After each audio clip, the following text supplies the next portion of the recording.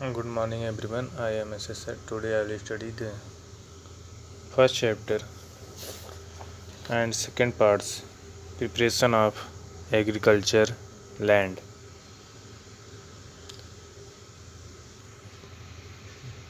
So dear students, start now. First heading, ploughing or preparation of soil. The soil of agricultural land has to be prepared before sowing seeds. The soil is first ploughed to loosen it. Doing so improves soil aeration and help to the plants to absorb nutrients and water from the soil. Loosened soil also help the root to grow freely and deeper into the soil. The process of loosening and turning of the soil is called tilling or ploughing. जैसा कि आप देख रहे हैं हमारे heading से ही आपको समझ में आ रहा होगा, प्रिपरेशन ऑफ एग्रीकल्चरल लैंड, जो मिट्टी को कृषि योग्य तैयार करना। और इसमें जो आपकी हेडिंग है प्लॉगिंग और प्रिपरेशन ऑफ सॉइल।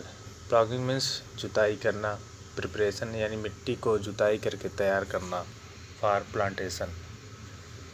और इसमें बता रहा है कि सबसे पहला जो स्टेप हमारा होता है, सीड को बोने से पहले हम सबसे पहले क्या करते हैं, खेत को जुताई करते हैं। जिससे होता क्या है कि हमारी मिट्टी जो होती है वह लूज हो जाती है, यानी कि हम कह सकते हैं गीले फार में हो जाती है। और जिससे जो एयर होता है वह जड़ों तक आसानी से पहुंच सकता है। और जो हम प्लांट लगाते हैं उसकी शाखा जो जड़ होती है, रूट्स होती है, वह आसानी से काफ़ी दूर तक फैल सकती हैं, फ्रीली मूवमेंट कर सकती हैं।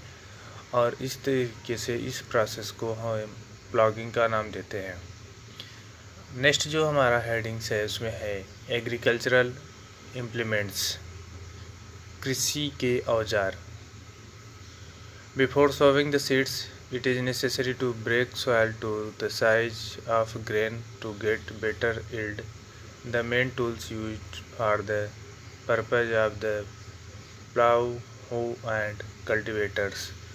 अब ये बता रहा है आपको सीड को बोने से पहले जो हम पहले स्टेप होता है हमारा मिट्टी को जुताई करना, उसके लिए हम क्या करते हैं कि जो टूल्स हमारे होते हैं, जैसे आपने यहाँ पर देखा होगा द प्लाउ, देखिए आपको फिगर में दिया हुआ है, ये देखिए, ये यहाँ पे आप देख रहे हैं, इसको हम लोग देसी हल का नाम देते हैं। ये प्राचीन का या हम कह सकते हैं कि पहले इसी से जुताई की जाती थी। अब तो टेक्नोलॉजी का विकास हो गया है, नहीं तो पहले बैल से इसी हल से ही जुताई की जाती थी। नेक्स्ट जो हमारा है, देखिए आप, अब प्लाव के बारे में दिया है थोड़ा सा। हल जो होता था, देसी हल जिसको हम लोग बोलते हैं। Farmers use implement known as plough made up of wood which is pulled by a pair of bulls. The long of wood is called plough shaft. It is has a handle at one end while the other end is attached to a beam placed on the neck of the animals. Nowadays, iron plow are increasingly used. अभी हम आपको बता दें, इसमें बता रहा है कि ये इम्प्लीमेंट होता था, ये देसी हल जो होता था, इसको बैल से खींचा जाता था। अब इसमें आप देखिए यहाँ पर इसके बारे में थोड़ा सा दिया है, ये देखिए, ये है आपका प्लाउ शाफ्ट, जिसको गांव की भाषा में हरीस का नाम देते हैं। आपने देखा होगा इसी में इससे अलग, जैसे यहाँ पर एक मानव जो क्या कर रहा है, बैल से जुताई कर रहा है। इसमें देखिए एक हाथ में हर है उसके पकड़े हुए है, और लकड़ी से उसके एक बड़ी सी लंबी सी लकड़ी जैसी आपको दिखाई दे रही है, जो बैल के कंधे तक आई हुई है। तो ये यही होता है, इसी को हम लोग प्लाऊ शाफ्ट बोलते हैं। और ये देखिए प्लाऊ शेयर यहाँ लिखा हुआ है। तो इसी से क्या किया जाता था, जुताई होती थी। ये देखिए आप दिखाई दे रहा होगा, ऐसा आपने देखा भी होगा। अब इसमें नेक्स्ट जो आपका कह रहा है it contain a strong triangular iron strip called plowshare. As the animals pull the plow, the pointed end dig into the soil and loosen it. It is a traditional method of prepare the soil. मैंने आपको बताया कि ये जो नीचे का सिरा होता था, ये वाला, ये आपको यही क्या होता था, ज़मीन में जब बैल उसको खींचते थे तो ज़मीन में अंदर जाकर ये मिट्टियों को फाड़ते हुए आगे की तरफ बढ़ता था। और यह एक ट्रेडिशनल हम कह सकते हैं कि परंपरा युक्त यानी प्राचीनतम विधि है जो सदियों से चली आ रही थी। अब how it is a simple tools which is use for removing weeds and loosening the soil. It has a long rod of wood or iron. A strong, broad, and bent plate of iron is fixed to one of its ends and works like a blade. It is pulled by animals. अब देखिए यहाँ पर आपको दिखाया गया है, ये जो है वह पहले का जैसे देसी हल होता था उसी तरीके से बनाया गया। अब आप इसको देख के आसानी से समझ सकते हैं। यहाँ पर एक रॉड लगा हुआ है, ये देखिए, और ये जो है ग्रिप जो लिखा हुआ है, जिसको हम लोग गांव में कूढ़ा बोलते हैं, जिसको हाथ से पकड़ते हैं, वह हैंडल के रूप में लगा हुआ है। और यहाँ पर एक ब्लेड नुमा आपको दिखाई दे रहा होगा, ये भी लोहे का ही बना हुआ है। ब्लेड प्लेट जो लिखा है, बेंट प्लेट, ये क्या करता है, मिट्टी को फाड़ते हुए पलटते हुए आगे की तरफ बढ़ जाता है। तो इस तरीके से ये हमारे कुछ टूल्स दिए हुए हैं जिसको हमने आपको बताया। आइए नेक्स्ट देखते हैं। नेक्स्ट है हमारा cultivator. Cultivator plogging technique was improved over time. Implements called cultivators driven by tractor are used nowadays. This modern technique saves a lot of time and effort of the farmers. Cultivator एक technology है। आपने देखा होगा गांव में tractor वगैरह से जुताई करते हुए, वही कल्टीवेटर होता है। और कल्टीवेटर के आने से सबसे पहले तो समय की बचत हुई और किसानों को भी इससे बहुत बड़ी राहत हुई। अब देखिए यहाँ पर फिगर में आपको दिया हुआ है, ये देखिए कल्टीवेटर, यानी कि ट्रैक्टर से जुताई की जा रही है, जिसको आपने देखा भी होगा आसपास जुताई करते हुए। Next, leveling of the soil, मिट्टी को समतल करना, लेवल में लाना। The moist soil that comes to the surface after being plowed form clumps. These clumps are crushed using a wooden plank called leveler. This process is called leveling. आपने देखा होगा पाटा लगाना, या फिर हम कह सकते हैं हेंगा चलाना। गांव में देखा होगा आपने कि मिट्टी को क्या करते हैं, लेवल करते हैं, यानी कि समतल बनाते हैं। और वो समतल बनाने की क्रिया को ही लेवलिंग का नाम दिया गया है। नेक्स्ट है seed selection and sowing. It is very important points for agriculture. Seed selection, सबसे पहले हम आपको बता दें, सीड का सिलेक्शन जो किया जाता है वो बहुत ही इम्पॉर्टेंट होता है। हम कितना भी अच्छा मिट्टी को तैयार कर लें, अच्छी से अच्छी खाद डाल दें, अगर हमारा सीड सिलेक्शन अच्छा नहीं है तो हमारी सॉइल जो होती है जो हमारा फसल होगा वो सारा का सारा क्या हो जाएगा, ख़राब हो जाएगा, या हम कह सकते हैं कि अच्छे हाई एल्डिंग्स जो है वह नहीं दे सकता है। So the moist soil the seeds are then sowed in the loosened and aerated soil. It is known as sowing. Healthy seeds are selected for this purpose. Sowing मतलब होता है बुआई करना। जब हम मिट्टी की जुताई कर लेते हैं तो उसमें जो बुआई करते हैं उसे हम सोविंग का नाम देते हैं। और बुआई के लिए हमारा सीड का सिलेक्शन करना अति आवश्यक होता है। Selected seeds are kept in container of water. The damaged seeds float on the water while the healthy seeds sink in the water.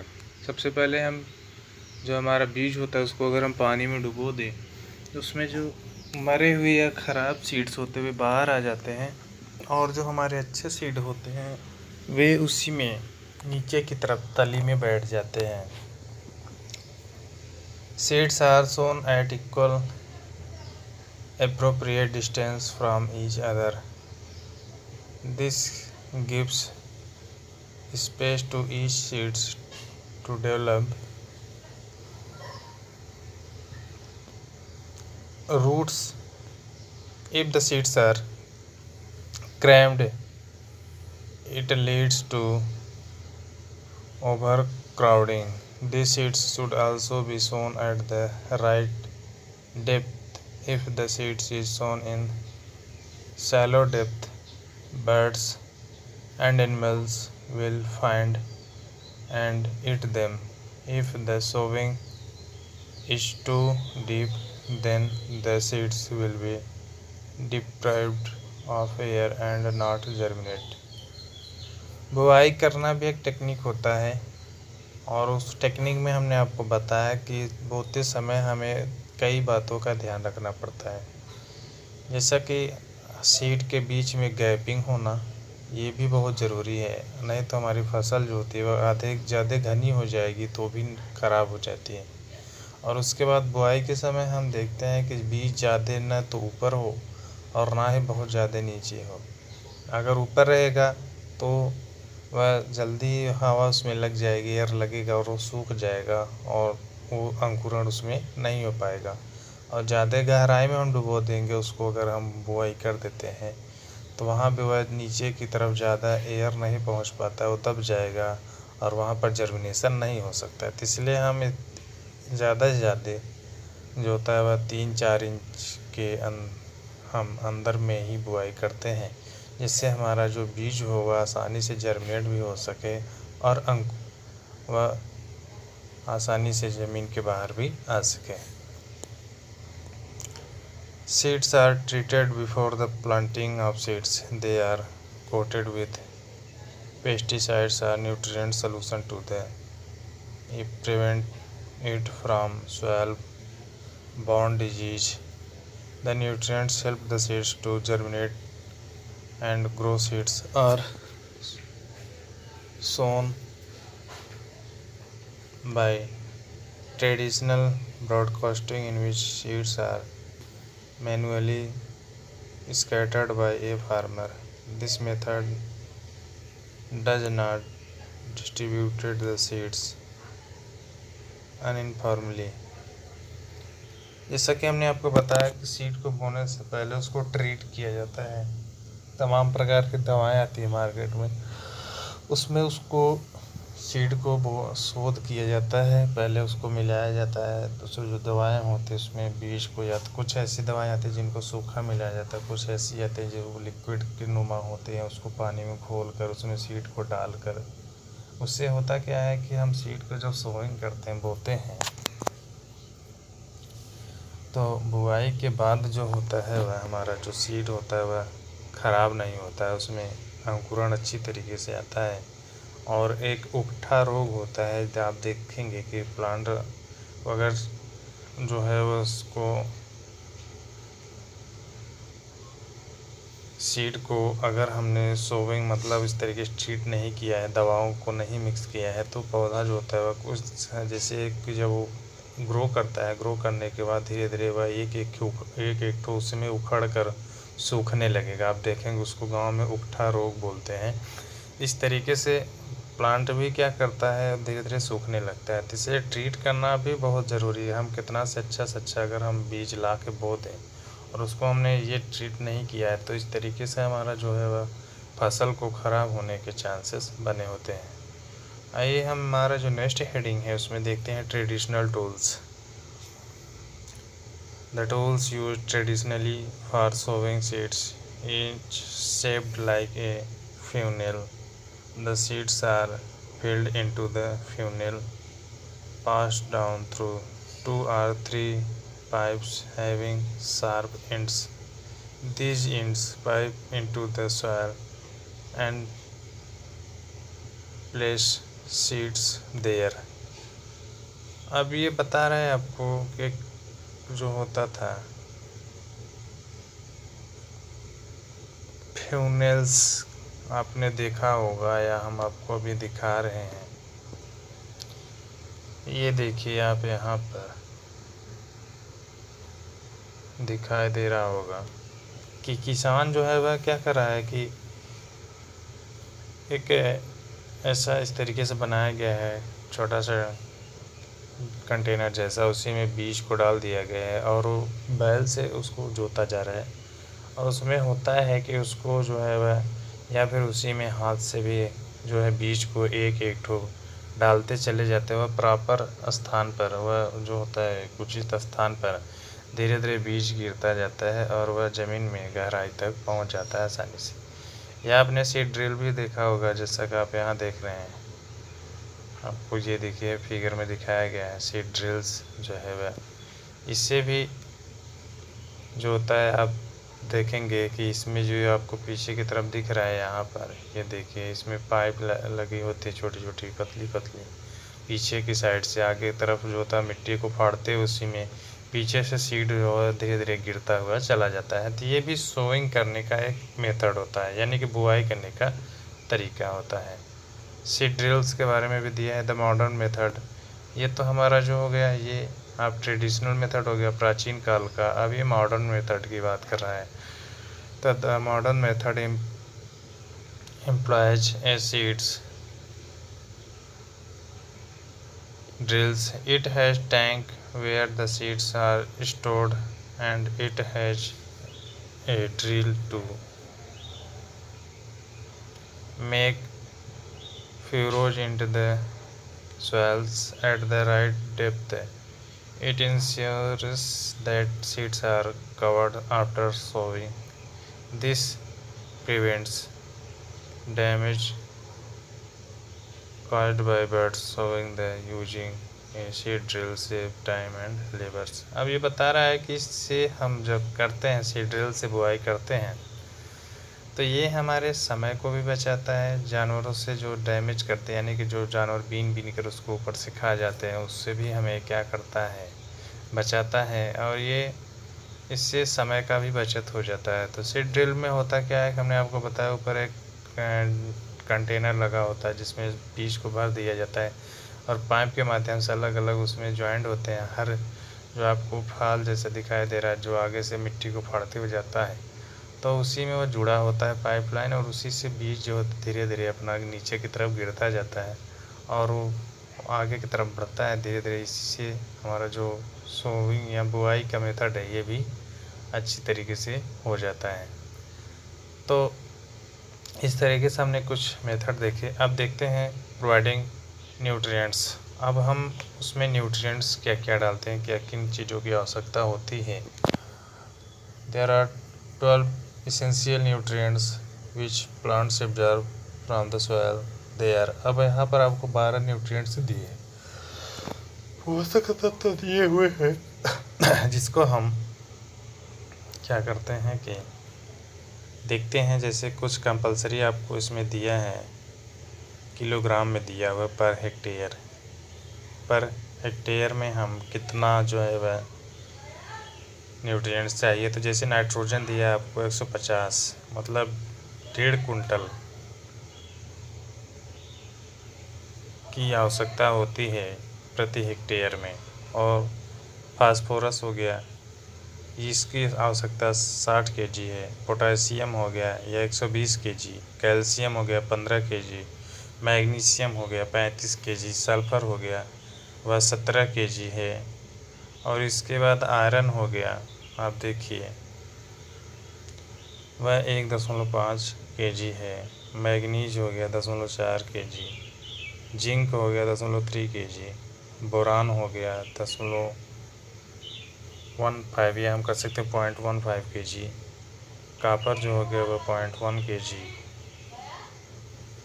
और इसके बाद लास्ट जो है वह आपका मॉलिबेडनम हो गया, वह हो गया 0.01 kg। तो इस तरीके से ये हमारे जो हो गए वह न्यूट्रिएंट्स हो गए जिनकी आवश्यकता है मिट्टी को, जो प्रॉपर सीड को ग्रोविंग के लिए और गुड्स क्रॉपिंग के लिए इनकी अति आवश्यकता होती है। अब आइए हम नेचुरल मेथड्स की तरफ बढ़ते हैं।